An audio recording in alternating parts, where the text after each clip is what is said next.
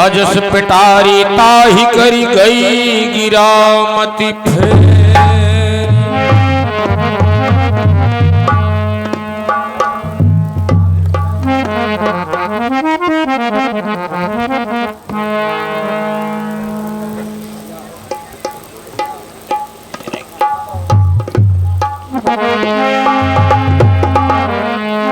और देखी मंथरा नगर बनावा मंजिल मंगल बाट बढ़ावा।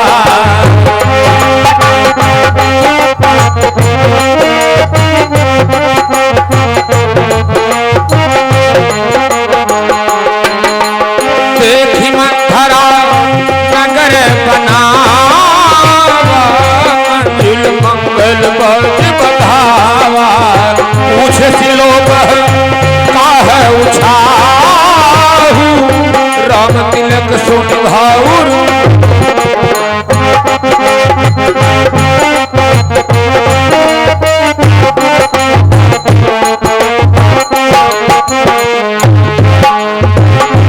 करई विचार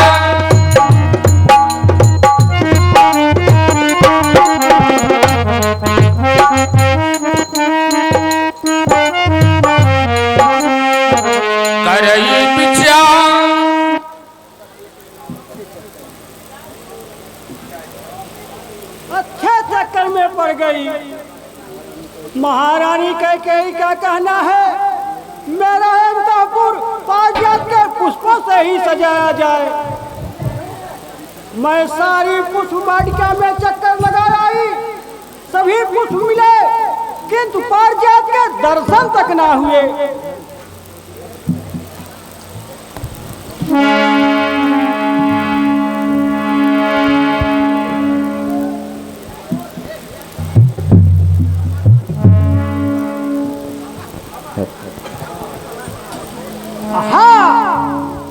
एक वृक्ष मिल ही गया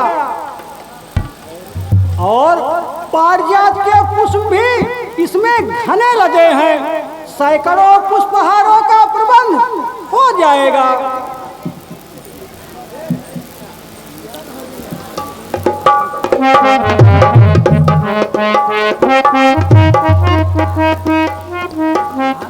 बहन तुम कौन हो?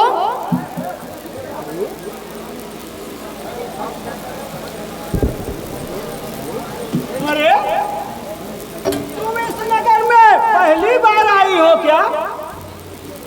तभी तो महारानी कैकेयी की प्रधान दासी मंथरा को नहीं पहचान रही हो। ठीक कहती हो बहन, मैं यहाँ पहली बार आई हूँ, किंतु तुम उमंग में फूली हुई कहाँ विचर रही हो?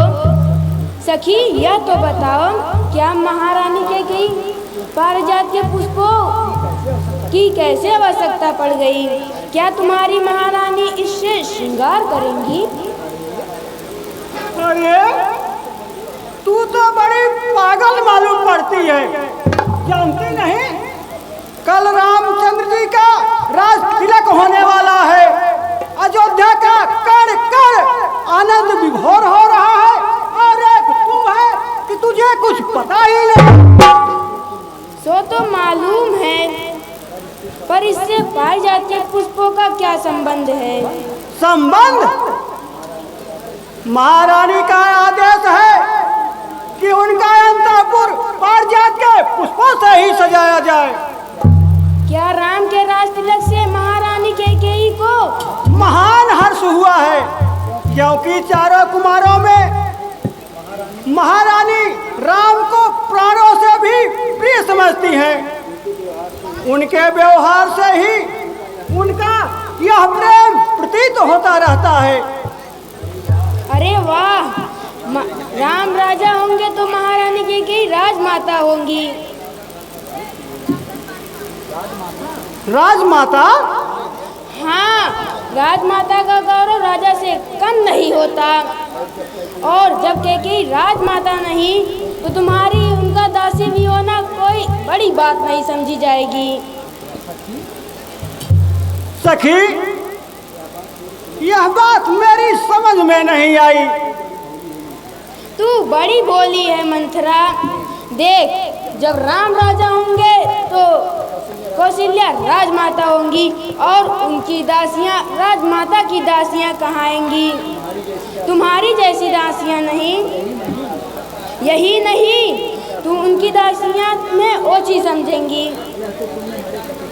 यह तो तूने बड़े पते की बात कही। मैं तो देखती हूँ कि ये भी दासियां हम लोगों को अपने से छोटी समझती हैं। मंत्रा, राजमाता की दासियां तुम्हें ताना अंगूठा नचाकर ताना मारेंगी। तुम सब उनकी सेविका बनोगी और वे सब मौज उड़ाएंगी। बहन, मैं सब समझ गई। तुमने मेरे ऊपर बड़ा उपकार किया है। अब मेरा एक काम और कर दो। बोलो। बहन, कोई ऐसी युक्ति निकालो कि राम राजा नहीं बल्कि उनके स्थान पर भरत को राज तिलक, तब महारानी कैकेयी राजमाता होंगी और मैं राजमाता की प्रधान दासी मंत्रा। है ना ठीक?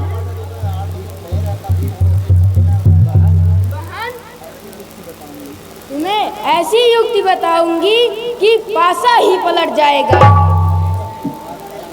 तुम्हारा यह उपकार मैं जन्म भर नहीं भूलूंगी। जल्दी बताओ।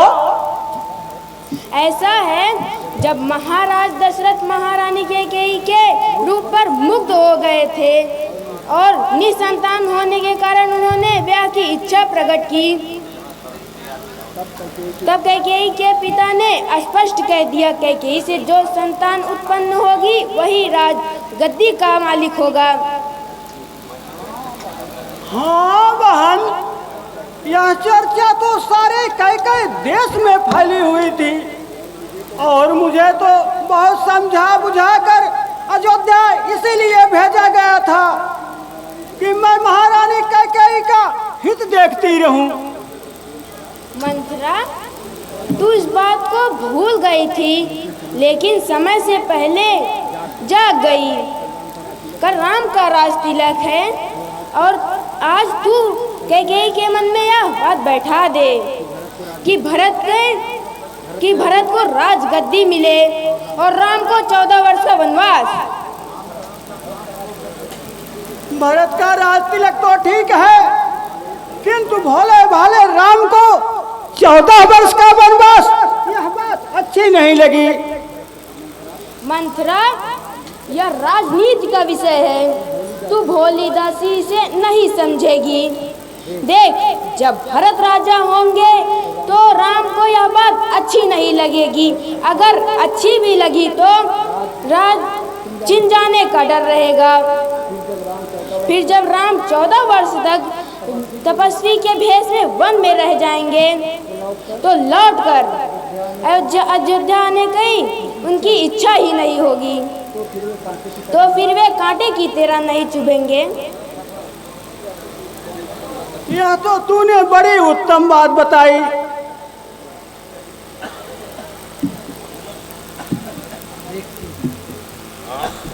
देखती हूँ कैसे राम राजा होंगे। गुरु वशिष्ठ और महाराज ने मिलकर जो माया जाल रचा है, मैं उसे पलक मार के उधेड़ दूंगी। मेरा भरत राजा होगा, कैकेयी राजमाता बनेगी और मैं राजमाता की प्रधान दासी बनूंगी। कौशल्या की दासियों, अब तुमसे मैं अपना चरण दबाऊंगी, तभी मुझे शांति मिलेगी। अभी चलकर ऐसा कुचक्र रचूंगी कि महाराज को दिन में तारे दिखाई देने लगेंगे। नाम मंत्रा मेरा, कैकेयी देश की रहने वाली मैं, कैकेयी रानी की हरदम करती रहती रखवाली मैं। कोई राम राजा बन पावे, इस भांत कुचक्र चलाऊं मैं। जितनी दासियां भवन में हैं, सबकी प्रधान बन जाऊंगा।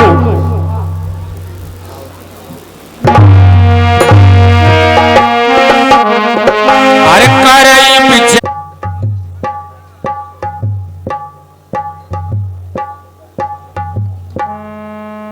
तारके, अरे ओ तारके, तूने इस कलश में रत्न नहीं लगाए? यदि ये दूर से चमकेंगे नहीं तो मेरे राम के आने से मेरे इस कच्छ का अपमान होगा।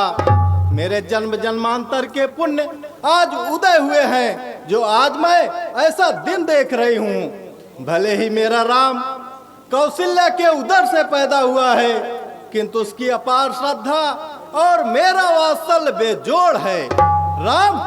राम मुझे भरत से भी अधिक प्रिय है। आई महारानी जी, मैं रत्न ही लेकर आई हूँ, अभी लगा देती हूँ। महारानी जी, राजा होने के पश्चात राम पहली बार आपके कक्ष में आ रहे हैं। सभी दास दासियाँ आपकी ओर से भाव भरा स्वागत समझ रही हैं। सब अपने कार्य में अंत की तरह लगे हैं।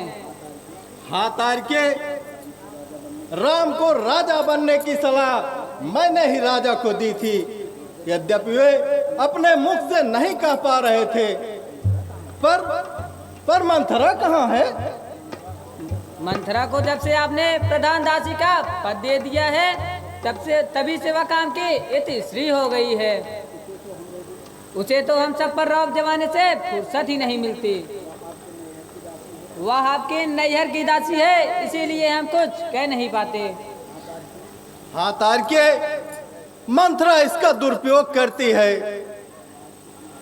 किंतु आज रात तिलक तक कुछ ना बोलो, ताकि किसी का मनोबल गिरने ना पाए।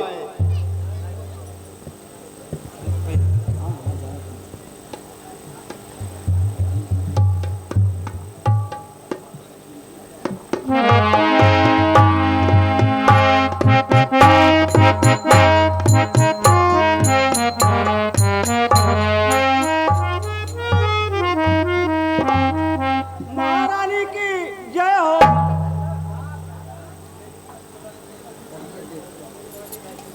अरे, इसमें तो पारिजात के एक भी पुष्प नहीं।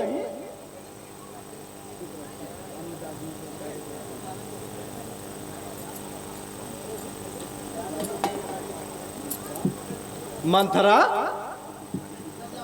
क्या तुझे किसी प्रकार का कष्ट है?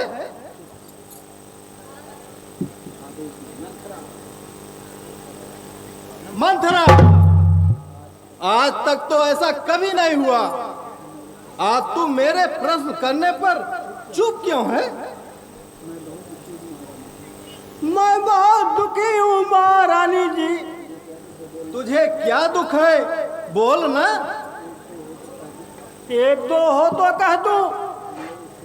मैं इस समय इतना पीड़ित हूँ कि तो कारण बताना। कारण क्या बताऊं? क्यों? आपको विश्वास नहीं होगा।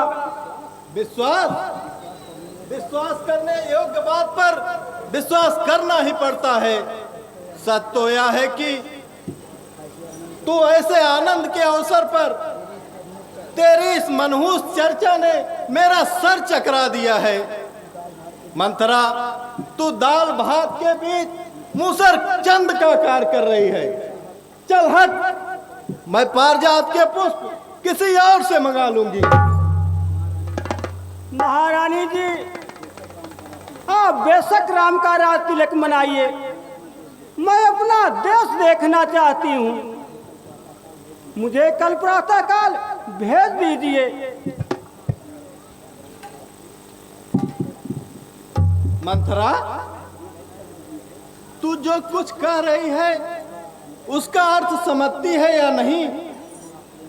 मंथरा, तू मेरे ही प्रेम के कारण अयोध्या आई, क्या उसमें कोई कमी दिखाई दी? हाँ महारानी जी, कमी ही नहीं, बहुत बड़ी कमी दिखाई पड़ी।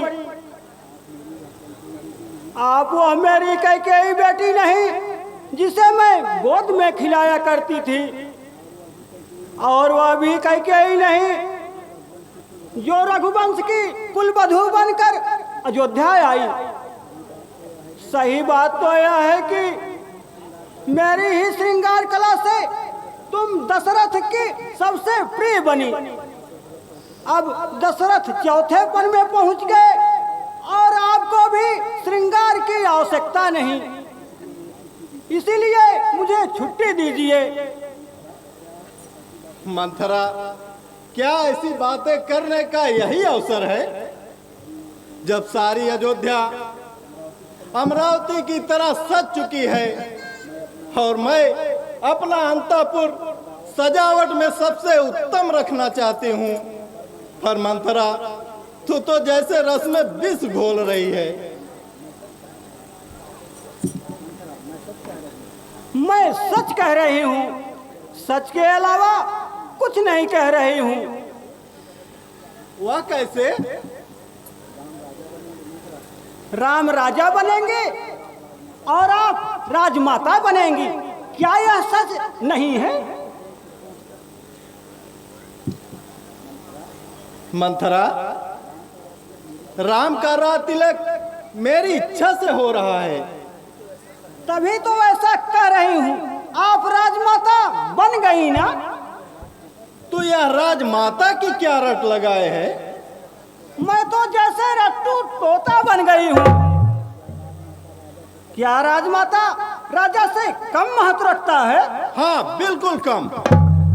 राजा राजा ही होता है और राजमाता कोई भी बने, और फिर बहन कौशल्या राजमाता बने, यह तो गौरव की बात है। बड़े गौरव की बात है। आप भी महाराज के साथ सन्यासिनी बनकर वन में चली जाना, इसीलिए तो मैं छुट्टी मांग रही हूँ। मंथरा, तू फिर अपनी छुट्टी की बात करने लगी। बात को इतना घुमा फिरा कर क्यों कह रही है? साफ साफ कहना। महारानी जी, आप सुने तब कहूँ ना। मुझे तो लगता है आपका चित ही ठिकाने नहीं है। अन्यथा अन्यथा क्या? महाराज के साथ आपका ब्याह जिस बात के लिए हुआ था, उसे आप मोहजाल में पड़कर ऐसे भूल गई जैसे कोई बात ही ना हो। मंथरा, मुझे तो कोई ऐसी बात याद नहीं, तू ही बता ना। आप सुन सकेंगी?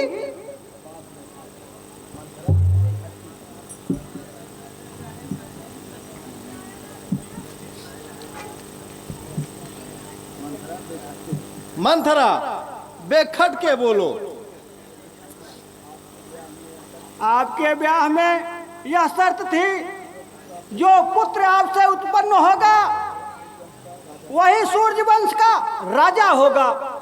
धत तेरी की, इतनी जरा सी बात को कब से मथ रही है। खोदा पहाड़ और निकली चुहिया।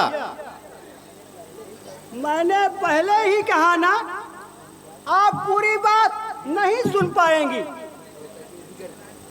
मंथरा, अब चुप रहा। तूने जो कुछ भी कहा वह साधारण अपराध नहीं। या तू मेरी दासी ना होती तो तेरी जीभ कटवा ली जाती। तू मेरे ही घर में आग लगा रही है और तू समझ रही है कि मेरा प्यारा भरत राज्य का भूखा है, और मेरा वह भरत जो राम के लिए प्राण निछावर करता है। तू तो रघुवंश पर ही नहीं मंथरा, सारे कह वंश पर कलंक लगा रही है। नीतासी, निकल जा यहाँ से।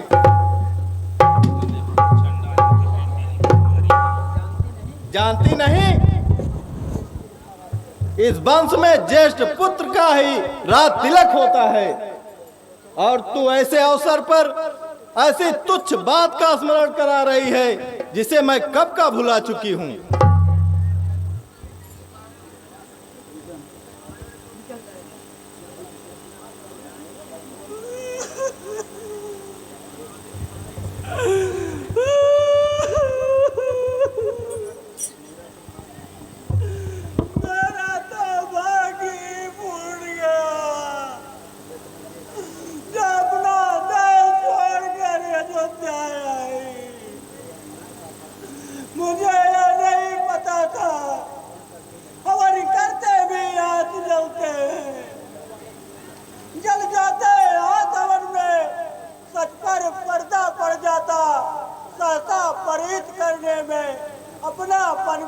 जाता। अवसर से चूक गया जो, उसका फिर कहाँ ठिकाना। डाली से बंदर चूका, जो बन जाता है अनजाना।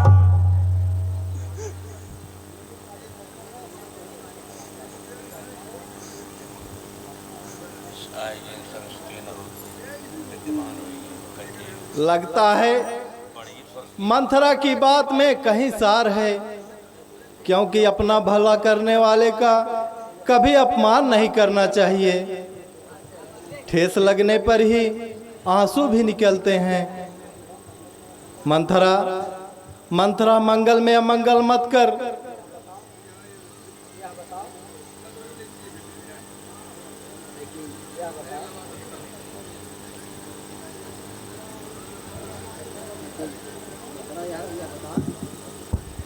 मंथरा, यह बता कि राम के राजा होने से मुझे क्या हानि है, तुझे क्या हानि है, और मेरे प्यारे भरत को क्या हानि पहुंचेगी। रानी जी, अब तो आगे बोलने का साहस ही नहीं होता। कुबड़ी और लंगड़ी तो मैं पहले से ही थी, अब तो आपने एक विशेषण और जोड़ दिया। मैं आपके घर में आग लगा रही हूँ। मंथरा, बात ही तूने ऐसी कह दी। महारानी जी, सच तो यह है, राम के राज तिलक का समाचार सुनकर मैं जल भुन गई, और फिर आपका उत्साह देखकर मेरा तो साहस ही छूट गया। आप कैके देश की राजकन्या है, रघुकुल तिलक महाराज दशरथ की महारानी है, किंतु अकल दो धेरे की नहीं है। मंथरा, मुझसे क्या भूल हुई। महारानी जी, आपको याद हो या ना याद हो, परसों जब महाराज आपके पास आए तो कौशल्या के अंतःपुर से होकर आपके पास आए थे। राज तिलक का पक्का निश्चय करके वे केवल आपको झांसा देने आए थे, और आप समझ रही थी आपकी इच्छा पूरी हो रही है। आप ठगी जा रही थी और मुझे पीड़ा हो रही थी। लेकिन मंथरा, राम के राजा होने में हानि क्या है। एक दो हानि हो तो बताओ, या समझो कि सर्वनाश का दुर्योग है। मंथरा, वह सब कैसे। बिल्कुल सीधा है महारानी जी। कौशल्या राम की माँ है, पर आपकी तो सौत ही है ना। दुनिया मानती है मरी हुई सौत भी संताप देती है, और काठ की ननद मुंह बिचकाती है। शास्त्र और इतिहास में कद्रू और बिनता का उदाहरण स्पष्ट है।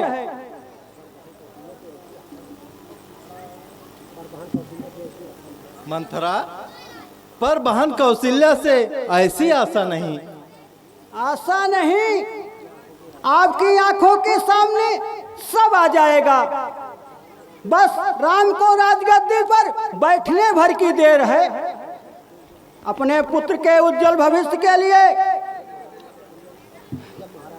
जब महारानी कौशल्या ने विवेकी राजा दशरथ को अपनी बात पर राजी कर लिया, तो तुम्हारा पत्ता काटते कितनी देर लगेगी। और फिर क्या मंथरा।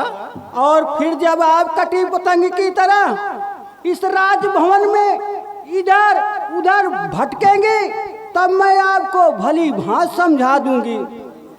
मंथरा, मैंने जो कुछ भी बुरा भला कहा उसके लिए मुझे क्षमा करो। मैं महाराज के लगभग सारे दांव पेश समझ गई। रानी बेटी, हाँ बोलो मंथरा। राम के राजा बनते ही इस राजभवन का नक्शा ही बदल जाएगा। आपका अपमान तो होगा ही, कौशल्या की दासियां हमें कच्चा ही चबा जाएंगी। मंथरा, मैं देख रही हूं कि मेरा बहुत बड़ा अहित होने वाला है। यह रात तिलक नहीं, मेरे बच्चा स्थल पर सांप लौट रहा है। महाराज का इतना साहस कि मेरे पुत्र को ननिहाल भेजकर कौशल्या के पुत्र को राजगद्दी दे रहे हैं। उस अभागे भरत का इस अवसर पर रहना भी उचित नहीं। अब तो सीमा हो चुकी। मंथरा तो शीघ्र कोई युक्ति निकाल। मैं यह रात तिलक किसी मूल्य पर नहीं होने दूंगी। युक्ति तो पहले से ही निकली है। वह क्या? रानी बेटी, महाराज ने आपको किसी समय 2 वचन दिए थे।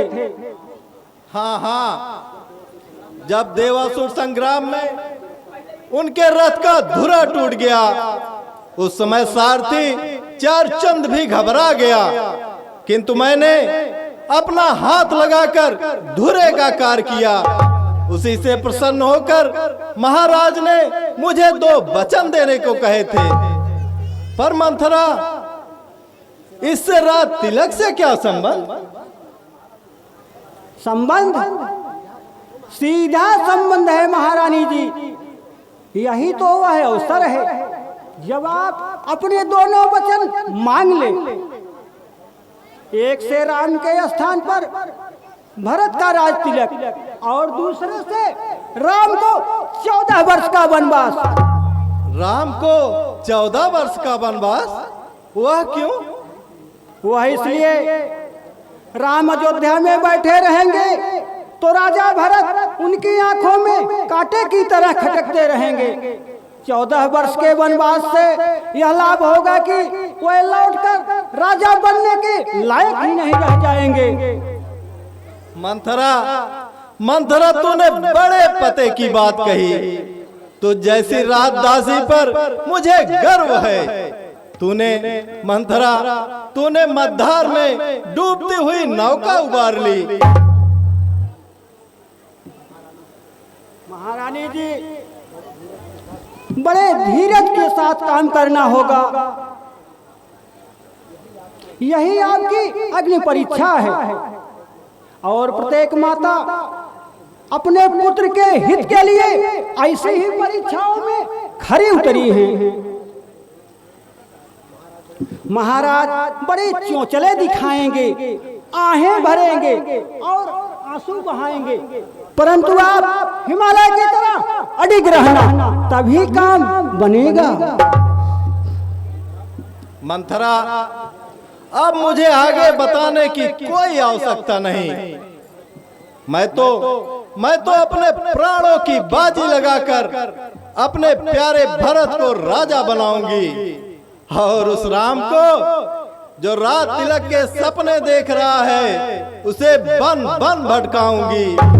मुझको सीधी साधी समझा, राजा से भूल हुई भारी। अब तक जो समझा किया, किंतु अब मेरी भी आई बारी।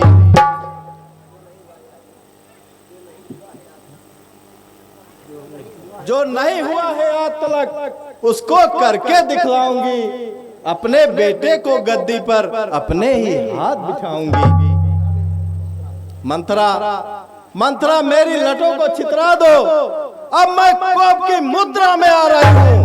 अंतापुर की सारी सजावटें बिखरा दो और चिल्ला चिल्ला कर कह दो कि कल राम का रात तिलक नहीं होगा, नहीं होगा, नहीं होगा। मेरा प्यारा भरत अयोध्या के राज सिंहासन पर बैठेगा और मैं राजमाता बनूंगी और मैं राजमाता की प्रधान दासी बनूंगी। लेने के देने बढ़ गए। जा कौशल्या, जैसे तूने मेरा अनभल चाहा वैसे मैं भी तेरा भला नहीं होने दूंगी।